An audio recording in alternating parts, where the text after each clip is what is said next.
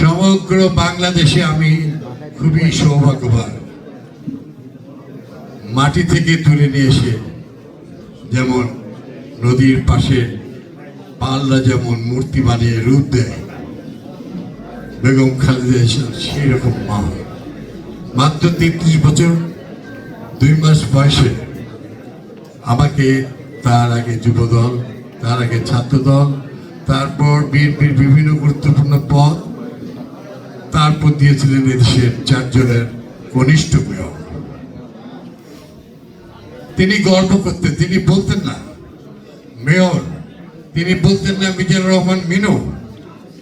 আমার সবচেয়ে জীবনের পাওয়া, আল্লাহ যদি আমাকে তুলেও নেয়, এটাই আমার হচ্ছে সবচেয়ে বড় অর্নামেন্ট। তিনি আমাকে মিনু বলে ডাকতেন।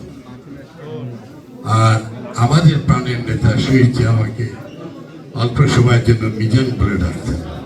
আমি আবারও তার মাগফিরাত কামনা করছি।